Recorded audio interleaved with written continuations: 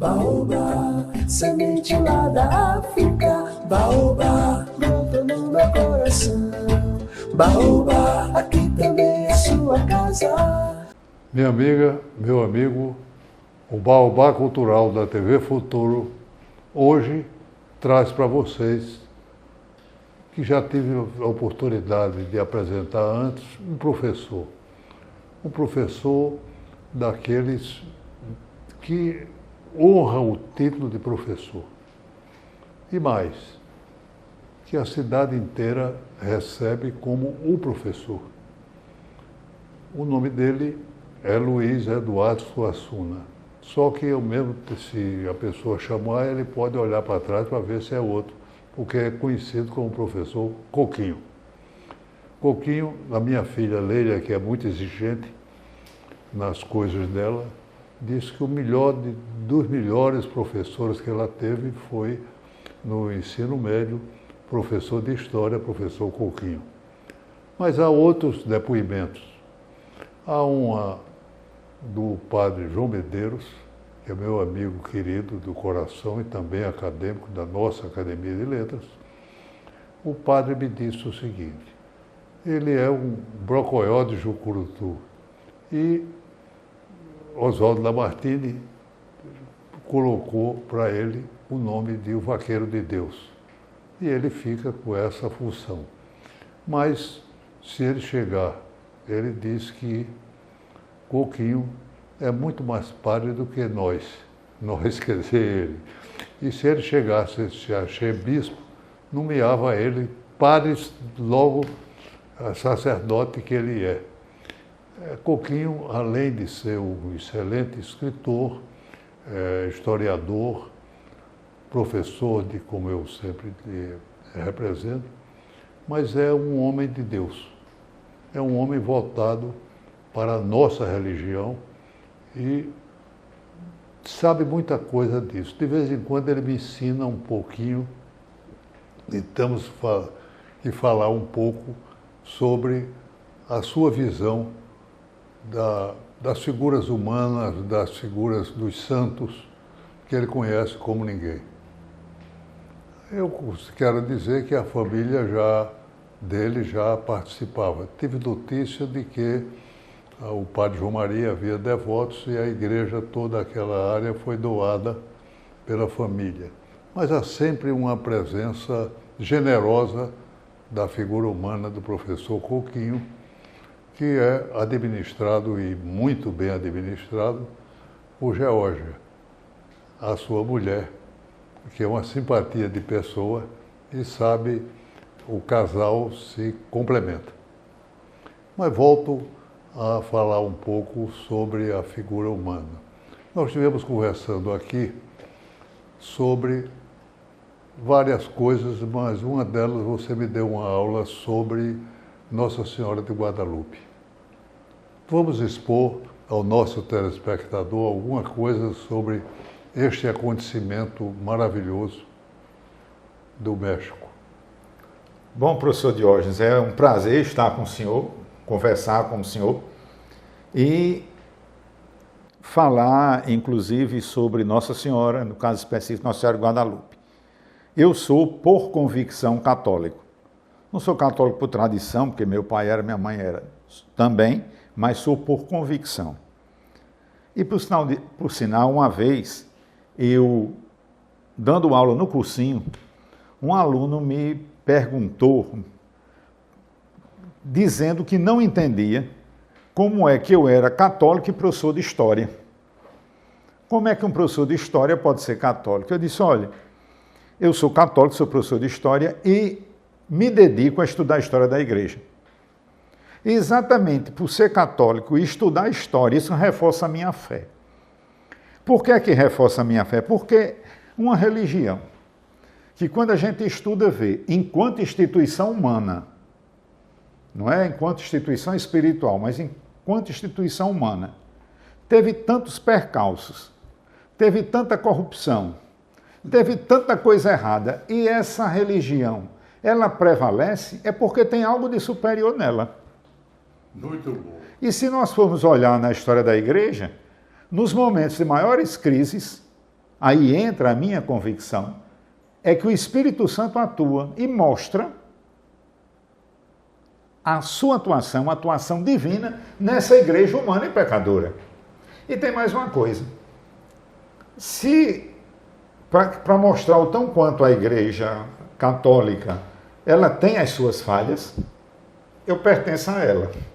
Por aí o senhor tire, não é? Uma igreja em que quem está nela não pode ser, quer dizer, enquanto instituição humana. Agora, enquanto instituição espiritual, enquanto a atuação do Espírito Santo, aí no meio dessa igreja pecadora, o Espírito Santo atua santificando-a. Mas de vez em quando há coisas que a gente tem dificuldade de entender. Não vou contar das coisas horríveis que o passado teve, como o período da Inquisição, que ainda era chamada de santa. Não havia nada de santo, era a mais pecadora possível. Mas a gente vê, às vezes, eu queria demonstrar que eu tive 2 momentos em Florença que duvidei da coisa, mas pude entender o pensamento da igreja. A primeira é que houve 2 papas, na época, um deles se chamava João XXIII, e quando eu cheguei para o batistério do Duomo, estava o esquife com João XXIII. E eu me lembrei que houve o Papa nosso, João XXIII. A igreja, apesar de ser um apóstata, de ser uma coisa errada, manteve em respeito ao esquife que ali estava. Pensa que está dentro de um manto sagrado. Por outro lado, na igreja de Santa Croce, eu encontrei Maquiavel no meio dos santos da igreja. Será que ele não era tão maquiavélico assim para poder estar no meio dos santos? Enfim, são pequenas coisas que às vezes dá o choque. Também, quando a gente vê os males que aí existem, como é que Deus permite? Dói na alma de um católico sentir e ver os desmandos, as coisas, as falhas, a miséria que acontece. Pessoas tão boas que morrem dramaticamente, terrivelmente, e não merecia.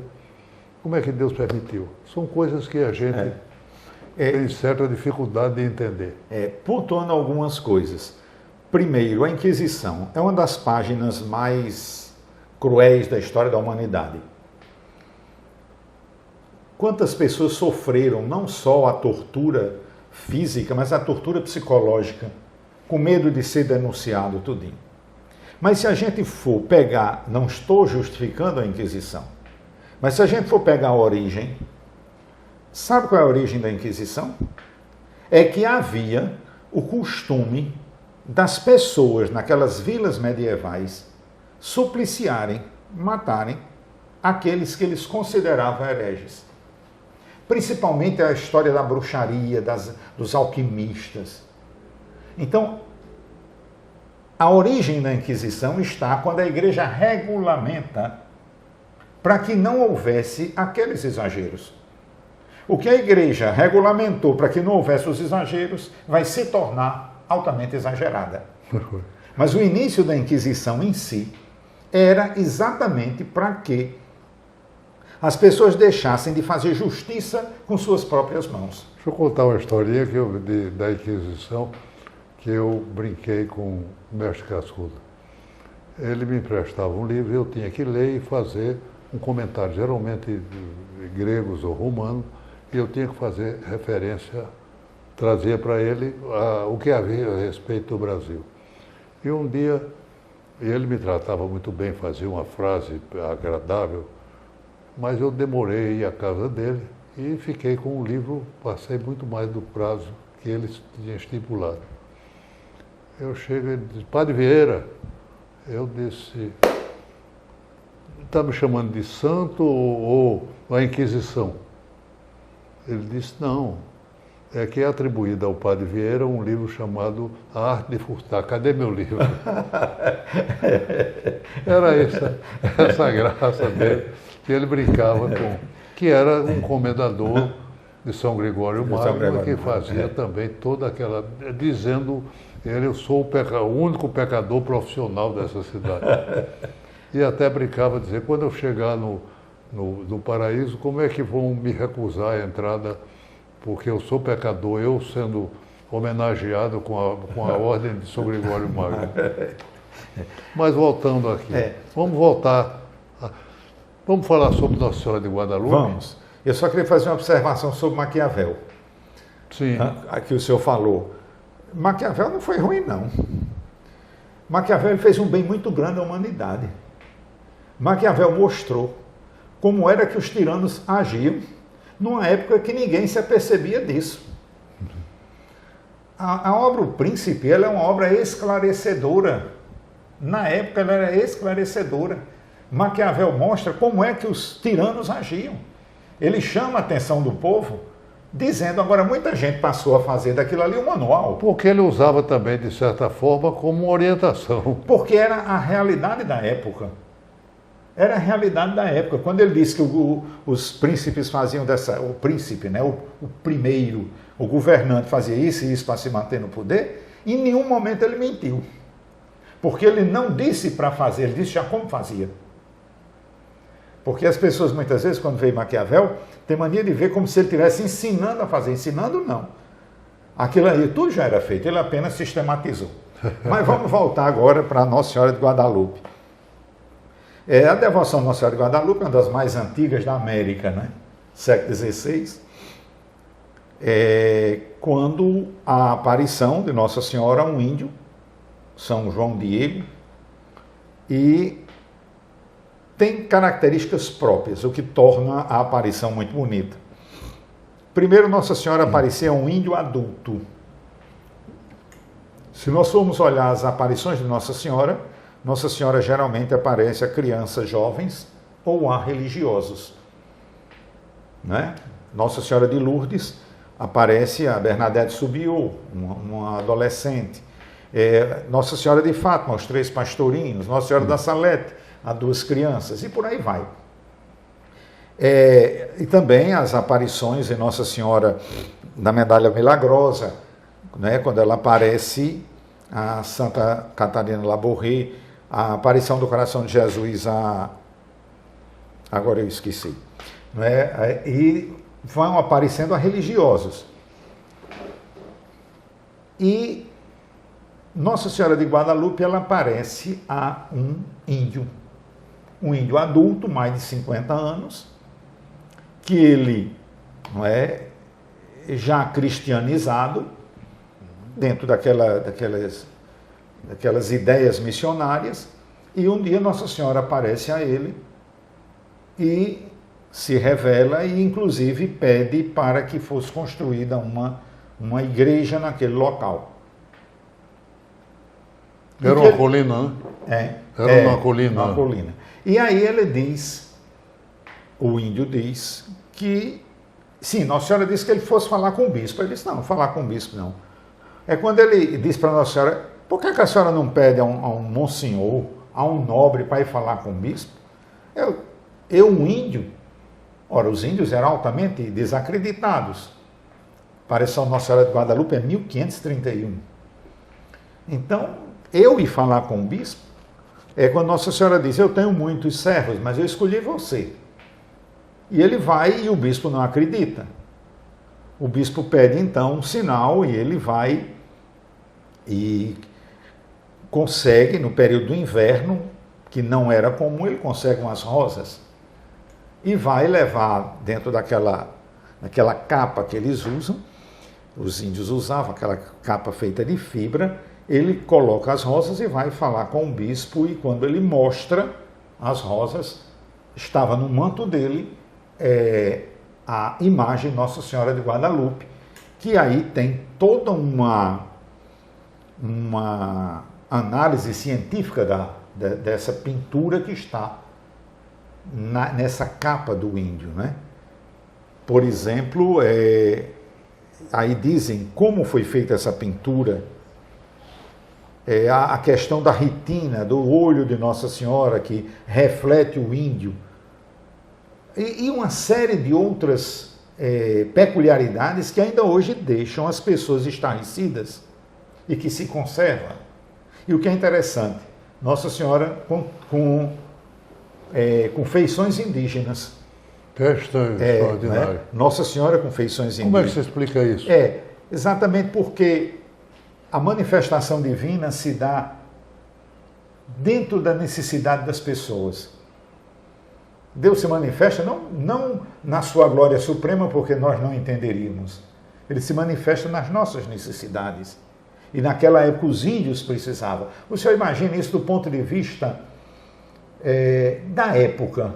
Nossa Senhora aparecia a um índio e confirmar, através de sinais, essa aparição a um índio. O impacto que isso teve. Fato é que Nossa Senhora de Guadalupe é a padroeira da América Latina. Passou a ser a padroeira da América Latina. Comemorada no dia 12 de dezembro. Muito bom. É uma aparição realmente muito bonita. Nós conversamos uma vez, você me falou sobre São Bento. São Bento. E há toda uma ligação.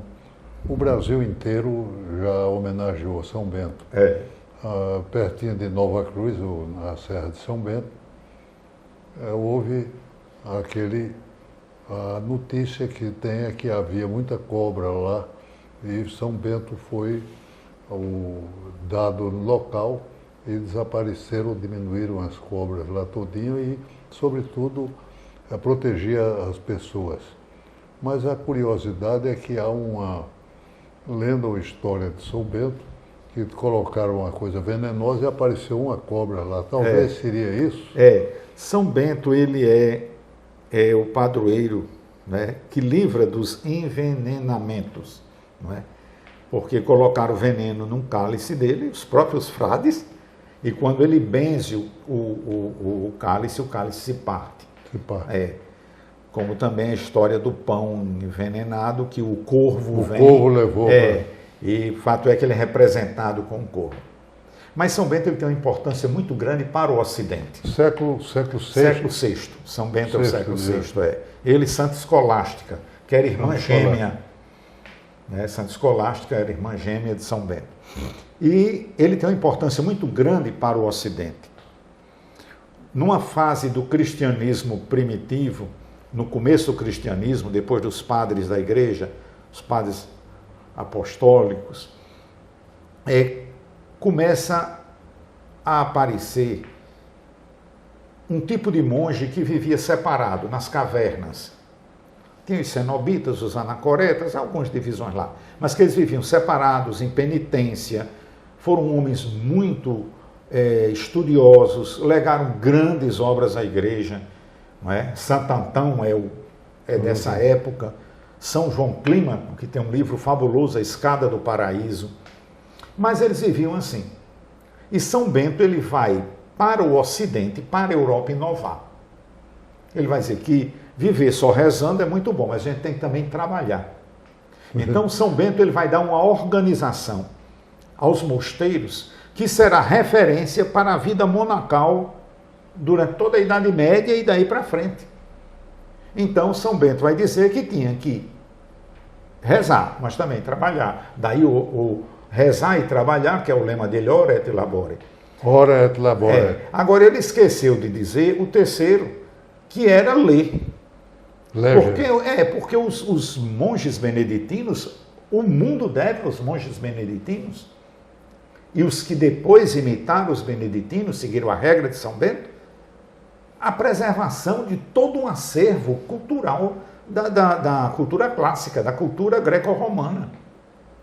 Foram os monges que transcreveram essas obras e que preservaram-nas para que chegasse até nós. Então, o senhor imagine, rezar, trabalhar e ler.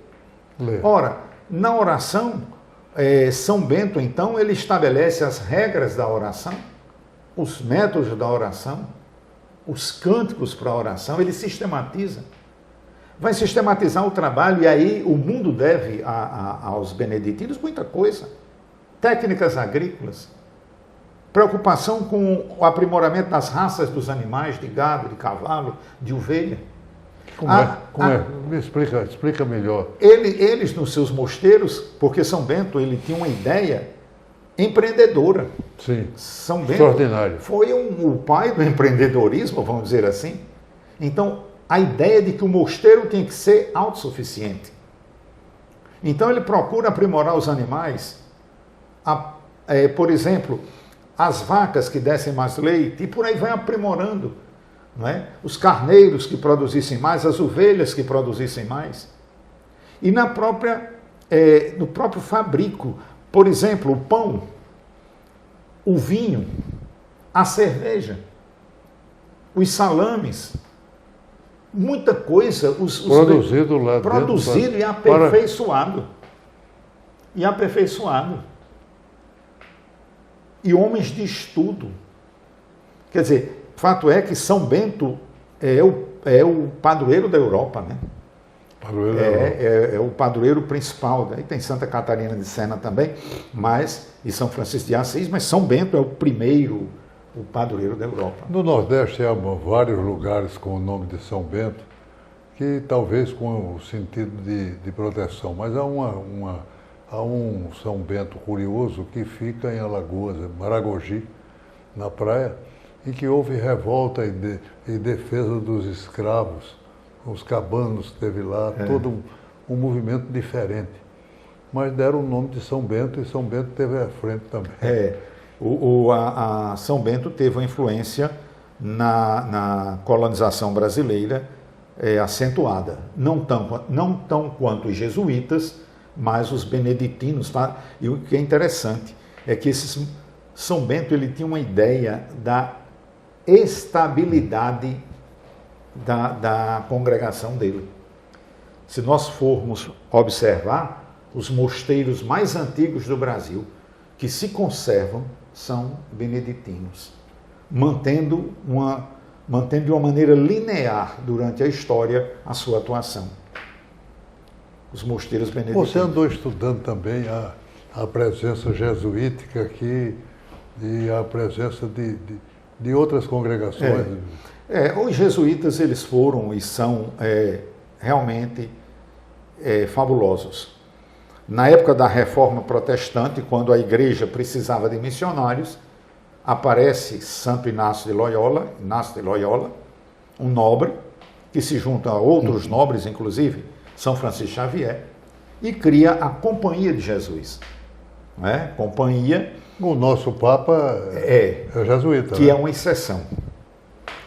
É o primeiro Papa jesuíta. O primeiro Papa. Por quê? Porque a regra proíbe que os jesuítas tenham ascensões a cargos eclesiásticos.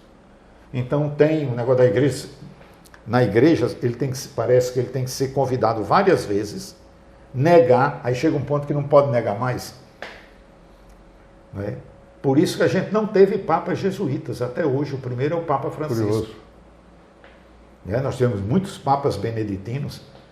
São Gregório Magno é beneditino, inclusive escreveu a biografia de São Bento. Foi quem escreveu a biografia de São Bento, que até hoje é repetida. É repetida. Ele não conheceu São Bento, ele conheceu os frades, os beneditinos que conheceram São Bento. Sim, mas voltando aos jesuítas. Então, Santo Inácio, ele vai fundar uma congregação de caráter militar, daí a expressão companhia. A companhia. Tem essa ideia militar para defender a igreja e o Papa diante da Reforma Protestante.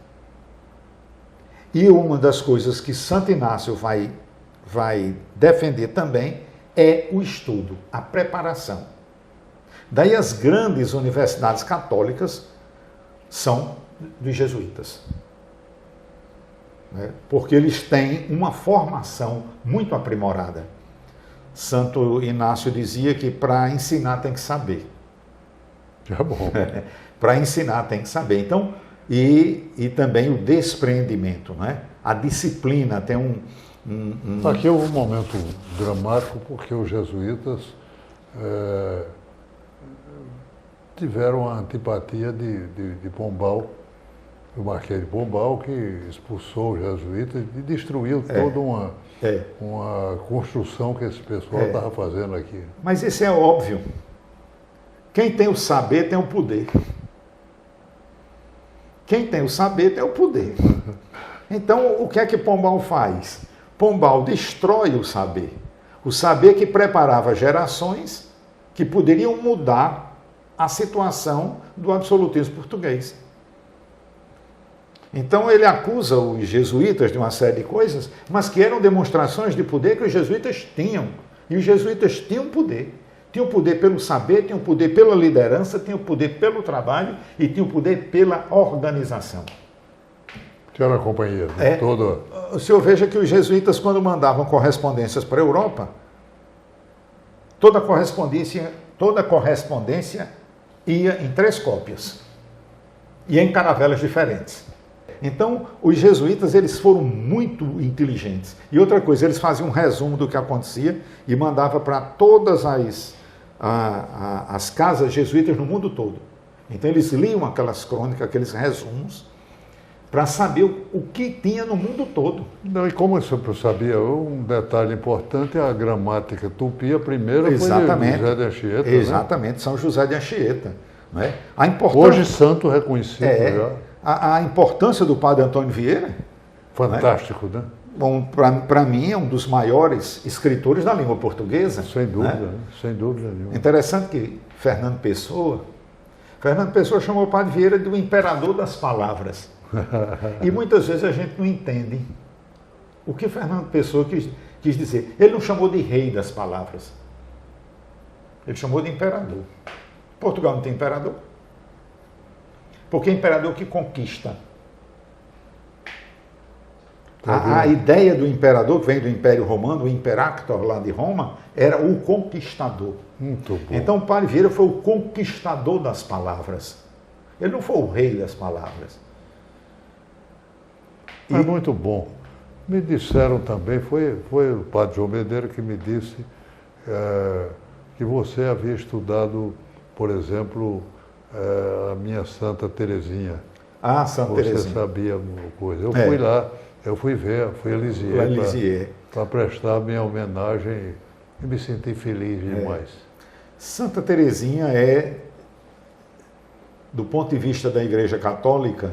Porque como é que ela não tinha nível cultural superior? Não teve nem vida, porque ela morreu com 24 anos. 24 anos não dava tempo para...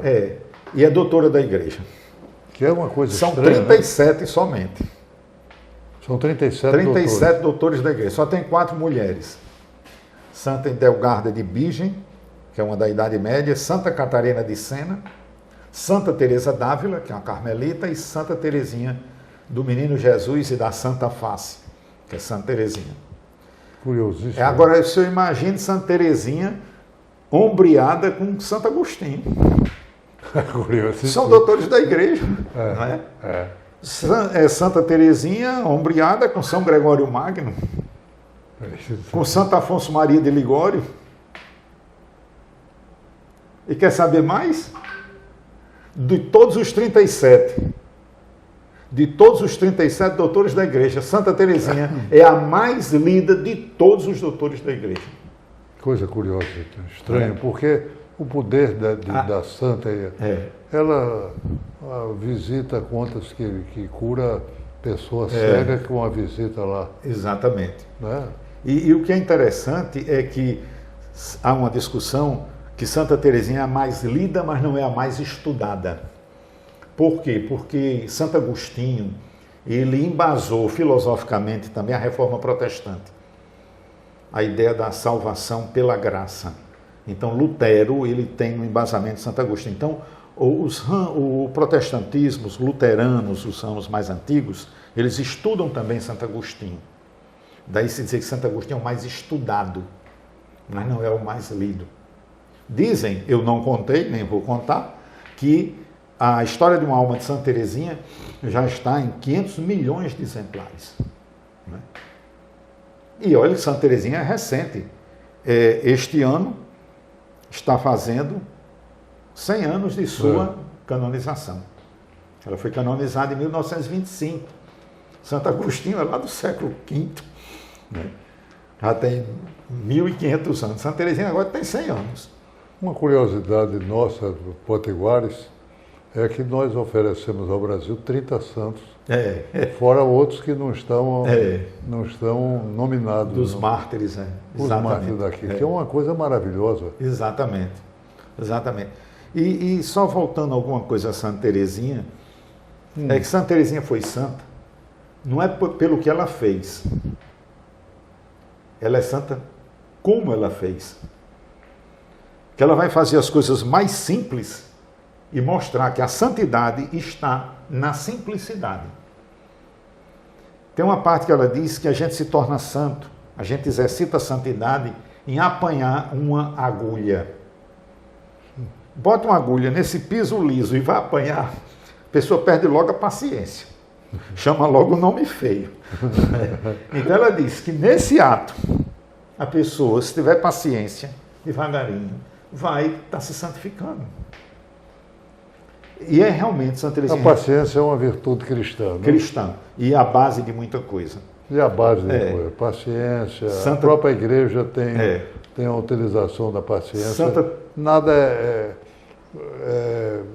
rápido, violento na igreja. Vai devagar. Santa Teresa d'Ávila dizia que a paciência tudo alcança. E a paciência é uma expressão da mansidão. A mansidão. E Jesus disse que Que Jesus os mansos possuirão a terra. que é uma maravilha. Quer dizer que com a paciência a pessoa consegue tudo. Não é com arroubo, não é com arrogância, não é com o poder, é com a paciência. Vai e consegue. Meus caros amigos, vocês viram este professor doutor em termos de religião. E muita coisa ele teria para nos dizer e vamos ter outras oportunidades. Mas, infelizmente, o nosso tempo de TV é muito rápido. Eu trago para vocês, por favor, Coquinho, na sua despedida, uma recomendação à turma jovem, aos seus alunos, que todos são seus alunos. A minha recomendação, e aqui eu estou falando do ponto de vista como católico, mas principalmente como cristão, é que as pessoas não se afastem de Deus. Procurem a Deus, porque o mundo está precisando muito de Deus.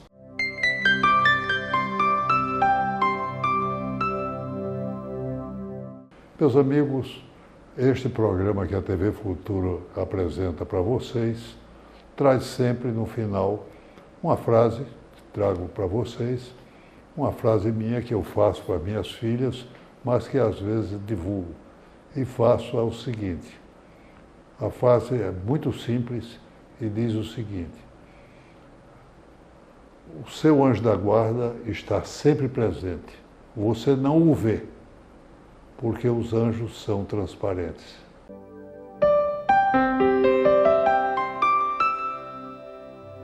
Trago para vocês um livro que é da professora Angélica, uma pessoa absolutamente notável e diferente. Ela ensina a ler e a gostar de leitura. Essa é a grande profissão dela. Participa da biblioteca de Parnamirim e lá ela faz uma amostra da maior coleção que eu tive notícia no Brasil de Bíblias, em todas as línguas, em todas as formas. Ela escreveu este livro que eu dei o subtítulo, fiz o prefácio, e dei o subtítulo de o livro, uma história do livro, o livro de história. Realmente ela faz com Cíntia, que é esta excelente documentária, ilustradora desse trabalho. Fique sempre conosco, divulgue o trabalho que a nossa TV faz e esteja presente conosco, sugira temas fantásticos como o de hoje, e eu estou feliz. Deus há de recompensar a vocês pela paciência de me ouvir. Baobá, semente lá da África, baobá, brota no meu coração. Baobá, aqui também é sua casa.